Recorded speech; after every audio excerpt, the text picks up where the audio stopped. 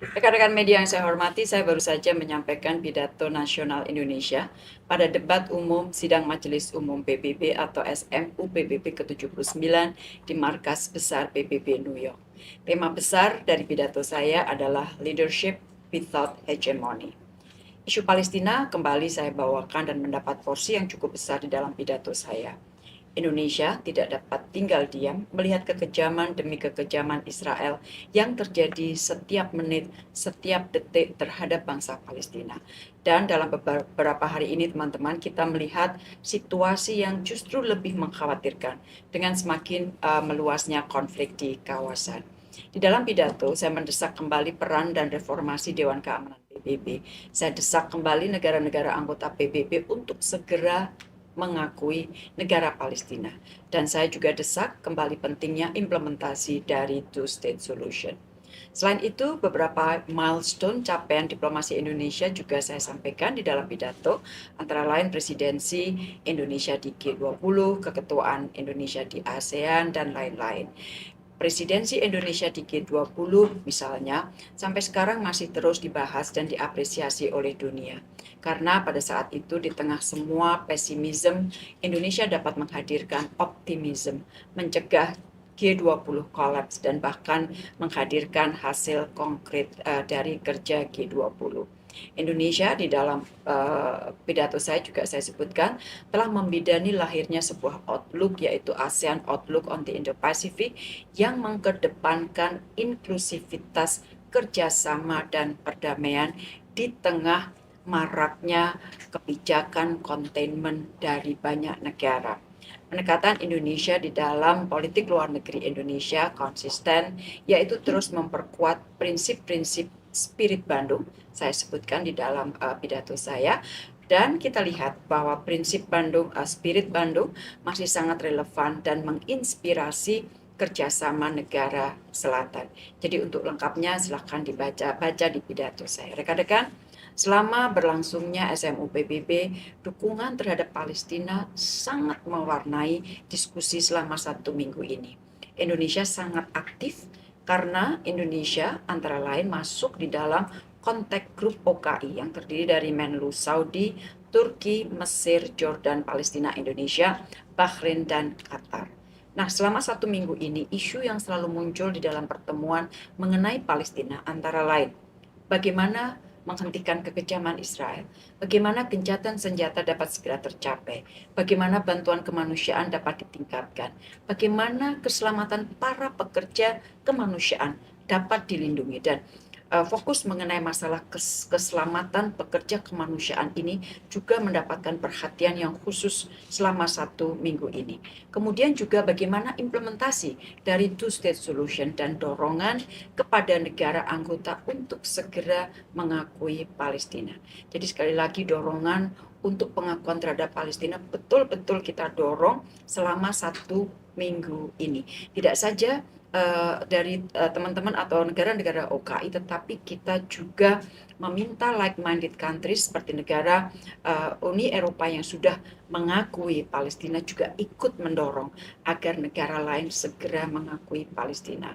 Dan upaya ini terus kita perkuat karena kita melihat bahwa selama berlangsungnya SMU PBB, kenapa kita justru mendorong lebih keras isu Palestina? Karena di saat yang sama kita juga melihat bahwa tensi dan konflik meluas di kawasan dan Israel terus melancarkan serangan ke Lebanon. Lebanon telah dijadikan Gaza baru bagi Israel dan kita tidak boleh menjadikan hal ini sebagai sesuatu yang normal. Kita harus cegah, kita harus stop dan sekali lagi sekarang banyak sekali delegasi dan termasuk saya yang menyampaikan bola berada di Dewan Keamanan PBB, terutama pemegang veto. Bagaimana kekejaman ini dapat segera dihentikan. Rekan-rekan, selain isu Palestina, Indonesia juga aktif dalam debat mengenai Afghanistan. Kepemimpinan Indonesia dalam isu pemberdayaan perempuan di Afghanistan sangat diapresiasi oleh dunia. Dan di hampir semua pertemuan yang menyangkut Afghanistan, saya selalu diundang untuk bicara. Rekan-rekan, pada SMU kali ini juga diselenggarakan Konferensi tingkat tinggi untuk masa depan atau Summit of the Future, yang merupakan tindak lanjut dari laporan Our Common Agenda yang dikeluarkan oleh Sekjen PBB tahun 2021. Pada pertemuan Summit of the Future, saya kembali menekankan pentingnya reformasi tata kelola global yang lebih inklusif, adaptif, dan reformasi ini harus mampu mendengar suara negara-negara berkembang dan menjawab kebutuhan mereka secara seimbang. Dan Summit of the Future juga menghasilkan Pact for the Future yang memuat komitmen global untuk memperkuat multilateralisme dan mempercepat realisasi SDGs. Dan di dalam negosiasinya Indonesia sangat-sangat terlibat sehingga fakta tersebut dapat diadopsi. Selain itu terdapat 2 dokumen lain yaitu Declaration on the Future Generation dan Global Digital Compact yang menggarisbawahi pentingnya memastikan hak-hak generasi mendatang termasuk di bidang teknologi digital.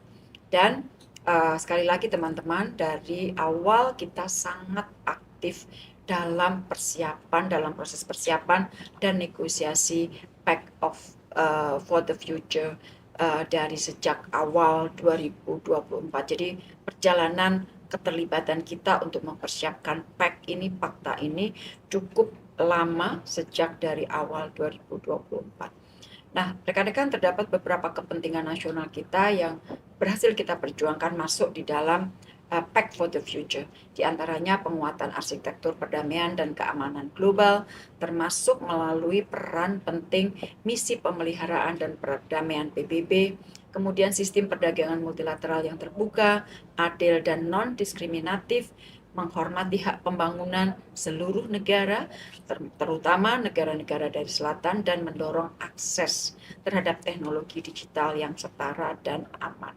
Dan melalui Summit of the Future, Indonesia berharap sistem multilateral dapat kembali menjadi mekanisme yang dipercaya dan efektif, tidak hanya generasi kita saat ini, tetapi juga generasi masa depan. Rekan-rekan, pembicaraan mengenai masa depan tidak mungkin mengesampingkan isu perubahan iklim. Dan di dalam kaitan ini saya juga hadir dalam pertemuan tingkat tinggi Majelis Umum PBB terkait Sea Level Rise yang membahas mengenai ancaman eksistensial yang ditimbulkan oleh kenaikan permukaan laut. Di dalam pertemuan saya tegaskan 3 hal. Pertama, diperlukan aksi iklim yang ambisius untuk mengatasi pemanasan global. Kedua, pentingnya penguatan kerjasama internasional, khususnya peningkatan kapasitas bantuan teknis dan memastikan teknologi hijau dapat diakses oleh semua negara. Dan ketiga, memperkuat political will, khususnya memastikan isu sea level rise menjadi agenda utama yang dibahas di PBB, bukan sekedar agenda pelengkap semata. Rekan-rekan, terdapat beberapa langkah konkret yang Indonesia telah lakukan selama 1 minggu ini. 25 September yang lalu, secara resmi Indonesia telah menyampaikan instrumen ratifikasi perjanjian pelarangan senjata nuklir kepada PBB. Dan ini merupakan wujud komitmen kuat Indonesia dalam mewujudkan dunia yang bebas dari senjata nuklir. Saya juga ingin tegaskan bahwa Indonesia menolak untuk berdiam diri di tengah ancaman perang nuklir yang saat ini semakin mengancam dibandingkan pada masa perang dingin. Dan perlu fokus global untuk memulai negosiasi perlucutan senjata dengan sungguh-sungguh, serta adanya regulasi yang kuat dan pengendalian ketat untuk mencegah meningkatnya ancaman konflik nuklir akibat kemajuan teknologi. Selain itu, saya juga menandatangani 7 dokumen kerjasama sebagai bagian upaya untuk mempererat hubungan bilateral dengan sejumlah negara, dengan Nepal, Irak, Irlandia, Azerbaijan, Suriah, dan juga dengan Uzbekistan.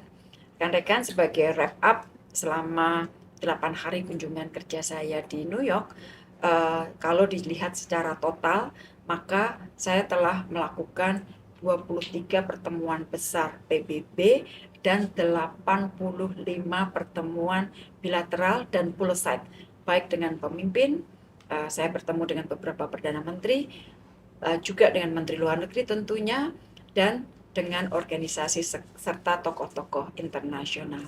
Jadi ini memang betul-betul minggu yang sangat sibuk namun sangat produktif. Demikian yang dapat saya sampaikan. Terima kasih.